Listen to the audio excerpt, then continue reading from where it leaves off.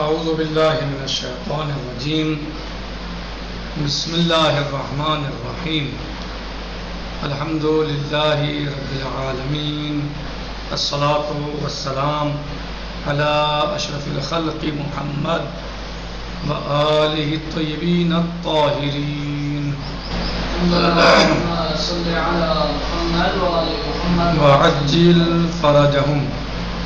ہماری گفتگو علم رجال کی 13ویں اور 14ویں صدی کی کتابوں کے بارے میں یا ان مجموعات کے بارے میں ہوئی ہے کہ جو علم رجال میں لکھے گئے ہیں 13ویں اور 14ویں صدی میں۔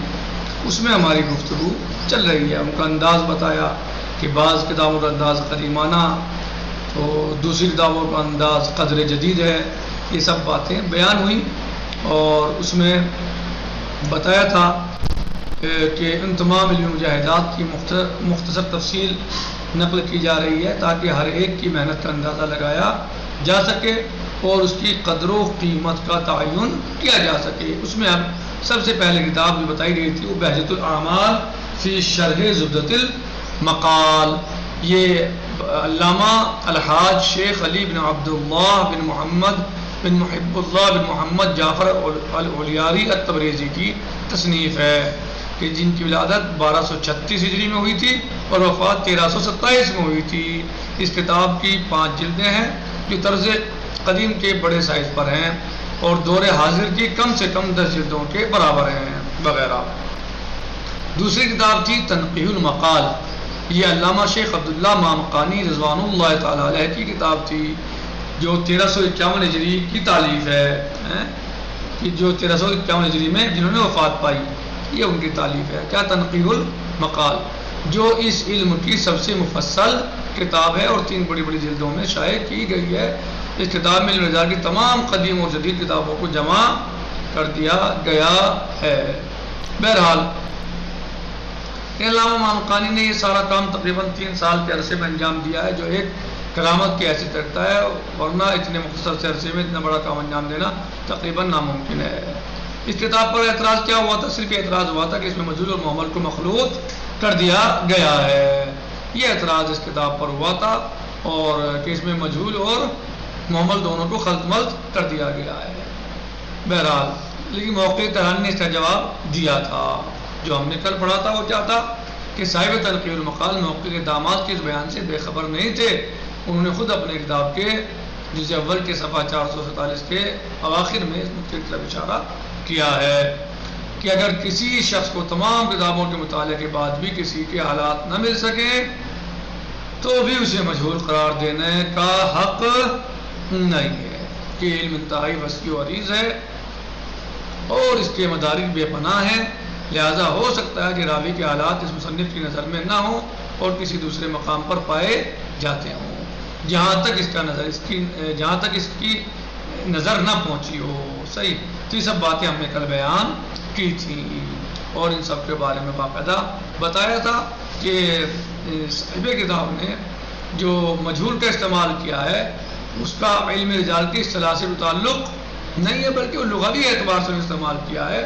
جو اصطلاحی طور پر مجہول اسی کو کہا جاتا ہے جس کے بارے میں مجہول ہونے کی تصریح پائی جاتی ہو اور اس کی روایت اس اعتبار سے ناقابل عمل ہو۔ تو یہ پھر جواب دیا گیا تھا۔ آج ہم بات کرتے ہیں قاموس الرجال کی۔ قاموس الرجال یہ علامہ محقق شیخ محمد تقی شوستری کی تالیف ہے، جسے ابتدائی طور پر تنقیح المقال کے حاشیے کی شکل میں مرتب کیا تھا، اور اس میں صاحب تنقیح کے افکار و خیالات اور ان کے مذکورات و منقولات پر تنقید کی گئی تھی۔ کیا ہوا تھا شروع میں؟ قاموس الرجال کیا ہے؟ یہ کسی کتاب ہے؟ علامہ محقق شیخ محمد تقی شوستری کی تالیف ہے۔ صحیح، چلیے کہہ رہے ہیں کہ قاموس الرجال جو ہے علامہ محقق شیخ محمد تقی شوستری کی تالیف ہے، یہ جو ابتدا میں کیا تھی؟ تنقیح المقال کا حاشیہ تھی، یعنی تنقیح المقال پر حاشیہ شکل میں مرتب کیا تھا اس کتاب، ٹھیک، اور اس میں صاحب تنقیح کے افکار و خیالات اور ان کے مذکورات و منقولات پر تنقید کی گئی تھی۔ اس حاشیے میں جو تنقیح المقال پر حاشیہ لگایا گیا تھا تو گویا اس حاشیے میں کیا کیا تھا انہوں نے شیخ محمد تقی شستری نے کہ صاحب تنقیح کہ جو افکار اور خیالات تھے اور ان کے مذکورات تھے یا منقولات تھے ان پر تنقید کی تھی انہوں نے، تنقید کی گئی تھی، لیکن بعد میں یہ کتاب 13 جلد کی ایک کتاب کی شکل دے دی گئی، بعد میں 13 جلد کی کتاب کی شکل اس کتاب کو دے دی گئی۔ اور حقیقت امر یہ ہے کہ شیخ موصوف اس علم کے ابطال میں شمار ہوتے ہیں، ابطال یعنی بہت زیادہ بہادروں میں شمار ہوتے ہیں اس علم کے، انہوں نے بڑا کام کیا ہے اس علم میں، اور انہوں نے بڑی دیدہ ریزی سے کام لیا ہے، دیدہ ریزی سے یعنی بہت دقت اور غور و خوض کے ساتھ، غور و فکر سے کام لیا ہے، ٹھیک۔ لیکن مشکل یہ ہے کہ انہوں نے تصنیف کی منزل میں دور حاضر کے اسلوب نگارش کو یکسر نظر انداز کر دیا ہے۔ مشکل کیا ہے صاحب مولانا محمد علی صاحب، مشکل کیا ہے اس کتاب کی؟ جو دور حاضر کا طریقہ اور اسلوب ہے اس کو بالکل نظر انداز کر دیا، اس پہ دھیان ہی نہیں دیا۔ یہ کتاب کتنی جلدوں میں ہے؟ 13 جلدوں میں۔ جب شروع میں لکھی گئی تھی تو کیا تھی؟ آسان ہوا نہیں، ہوا تو کیا سمجھ میں آیا؟ آپ کیسے اس کو مرتب کر سکتے ہیں کہ تنقیح المقال، یہ جو کتاب ہے قاموس الرجال، یہ تنقیح المقال کے حاشیے پر، کہ یہ حاشیے کے طور پر علامہ شوستری نے تالیف کیا تھا، صحیح، یعنی تنقیح المقال کا حاشیہ تھی شروع میں، اور اس میں علامہ شوستری نے صاحب تنقیح کے افکار و خیالات اور مذکورات و منقولات پر تنقید کی تھی۔ اس کے بعد پھر یہ 13 جلدوں میں باقاعدہ کتاب بن گئی۔ لیکن اس کتاب کی مشکل کیا ہے؟ مشکل یہ ہے کہ یہ کتاب جو ہے وہ صاحب کتاب نے، علامہ شوستری نے اس کتاب کو دور حاضر کے اعتبار سے جو انداز اور طریقہ ہونا چاہیے تھا اس انداز پر نہیں لکھی، بلکہ اس انداز کو نظر انداز کر دیا ہے، اس انداز کو نظر انداز کر دیا ہے، اور کئی صفحات بغیر کسی عنوان اور سرخی کے درج کر دیے ہیں، یعنی بس بحث کرتے چلے گئے، جس کی بنا پر کسی بھی مطلب کا تلاش کرنا جوئے شیر لانے کے مرادف ہو گیا ہے، جوئے شیر لانے کے مرادف ہو گیا ہے۔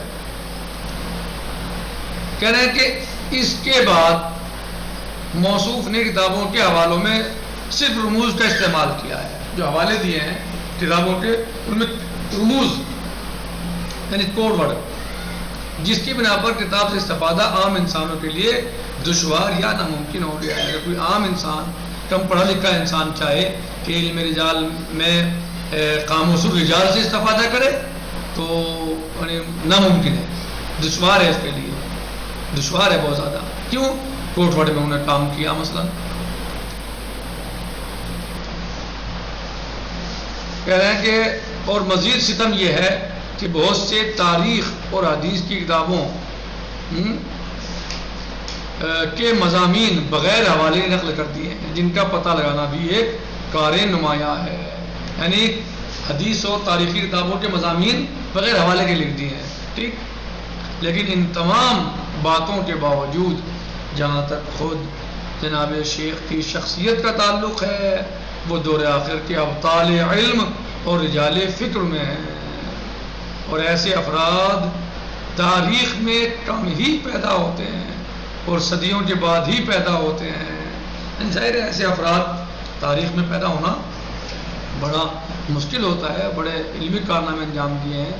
بہرحال یہ تمام کتابیں اپنی عظمتوں کے باوجود کمزوریوں سے خالی نہیں ہیں، عظمتوں کے باوجود بھی کمزوریوں سے خالی نہیں ہیں، اور ضرورت ہے کہ انسان ان کے بارے میں تفصیل سے تحقیقات کرے اور ان کی کمزوریوں کو الگ کرنے کے بعد ان سے کما حق استفادہ کرے، کیونکہ ان لوگوں نے محنتیں بہت کی ہیں، بڑی خدمات انجام دی ہیں اور بڑی محنتوں سے، مشقتوں سے باتوں کو پہنچایا ہے، لیکن چونکہ انسان تھے، صحیح، غیر معصوم تھے، تو بہرحال محنتوں اور مشقتوں کے باوجود بھی کتابوں میں نقص کہیں نہ کہیں رہ ہی جاتا ہے اور رہ ہی گیا ہے، کیونکہ ایک عام انسان تھے، معصوم تو نہیں تھے، اپنی محنت اور مشقتوں کے ذریعے انہوں نے بہرحال ہم تک یا دیگر علماء تک یا ہمارے سے پہلے والے لوگوں تک جو ہے وہ انہوں نے معلومات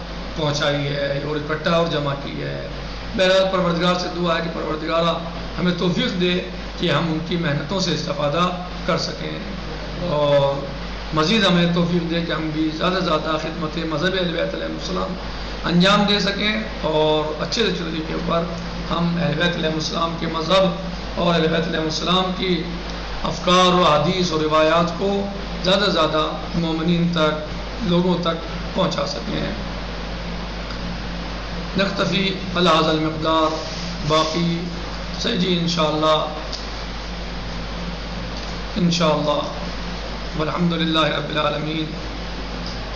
بہرحال اس پہ آپ جو ہیں وہ تھوڑا دھیان دیں، توجہ کریں اور دہرانے کی کوشش کریں، ذہن نشین کرنے کی کوشش کریں تاکہ آپ اس سے صحیح طریقے سے استفادہ کر سکیں۔